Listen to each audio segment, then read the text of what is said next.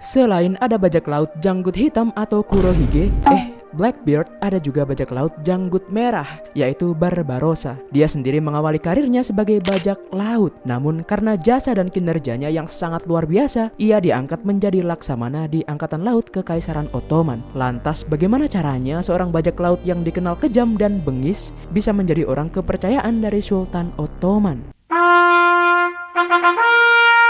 Menurut catatan, Barbarossa lahir dari keturunan Yunani. Nama aslinya adalah Khidir. Dia lahir di desa Palaiokipos di Pulau Lesbos, Yunani, yang pada saat itu wilayah kelahirannya ini ada di bawah kendali Ottoman, yakni dari tahun 1462 sampai 1912. Ayahnya sendiri bernama Yakub Aga, seorang anggota kavaleri kerajaan Albania, dan ibunya bernama Katerina, seorang wanita Kristen Ortodoks yang taat. Ibunya sendiri adalah seorang janda. Suami sebelumnya adalah seorang pendeta Ortodoks Yunani, tapi karena suami sebelumnya tiada, makanya ia memilih untuk menikah lagi. Pasangan ini dikaruniai 6 orang anak, 2 putri dan 4 putra. Tapi yang berhasil kutemukan cuma 4, yaitu Ishak, Oruk, Khidir, dan Ilyas. Dan faktanya, yang pertama kali mengarungi lautan dan menjadi bajak laut bukan Khidir atau Barbarossa, tapi sang kakak, yaitu Oruk. Niat awal Oruk mengarungi lautan adalah untuk mencari peruntungan. Namun seiring berjalannya waktu, Oruk menjadi petualang yang terkenal. Dalam perjalanannya, Oruk pernah ditangkap oleh kesatria Hospitaller, sebuah kelompok ordo Kristen yang ada di Yunani.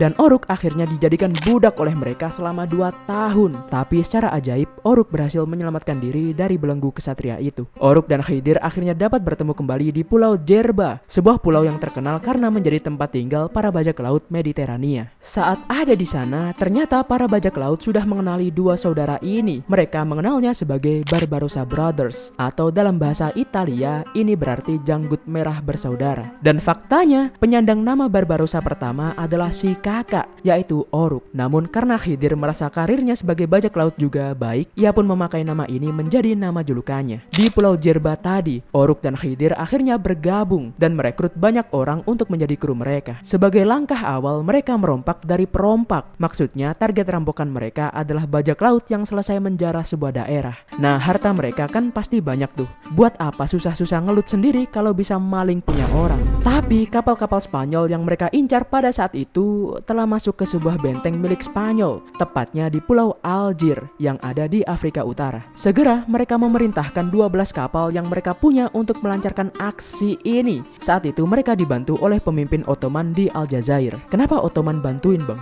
Karena ada kerjasama antara mereka untuk menghancurkan Spanyol. Ottoman meminta bantuan kepada Barbarossa bersaudara untuk membantu mereka menyingkirkan Spanyol dari Pulau Algier. Dalam serangan ini, Oruk kehilangan salah satu lengannya karena terkena tembakan. Dari kerjasama ini juga, Oruk melihat sebuah kesempatan jika dia bisa menjadi penguasa di daerah itu. Dan benar saja, setelah menyingkirkan Spanyol, Oruk mengklaim kendali atas Pulau Algier dan menjadi sultan atau pemimpin di daerah itu. Sebagai pemimpin, Oruk dikenal sangat tegas dan cerdas. Tanpa pikir panjang, Oruk memutuskan untuk melakukan ekspansi dengan menaklukkan sejumlah kota di Aljazair. Ekspansinya ini tentunya membuat khawatir Raja Charles V dari Spanyol, karena pada saat itu wilayah Afrika Utara masih ada di dalam kekuasaannya. Apalagi yang nyerang adalah Barbarossa bersaudara yang telah meratakan seluruh armadanya di Pulau Algier.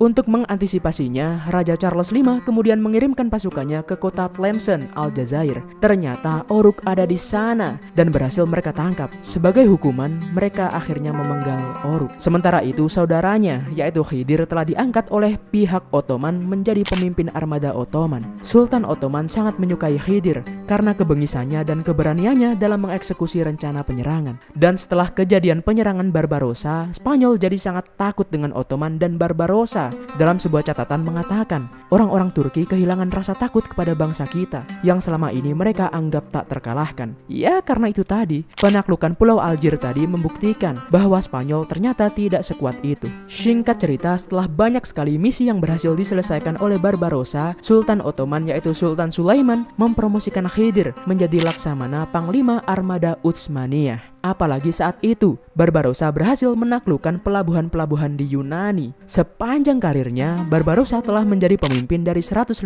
kapal, menaklukkan banyak pelabuhan Kristen, dan menyelamatkan banyak banget warga lokal yang dijadikan budak oleh bangsa Yunani. Tapi dalam sebuah penyerangan di Pulau Aegina, Yunani, Barbarossa menyerang dengan brutal pulau itu dan menghabisi semua warga pria di sana.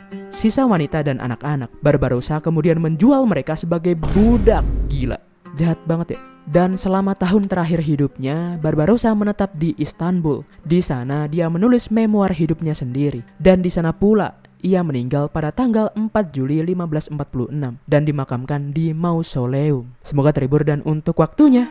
Terima kasih ya.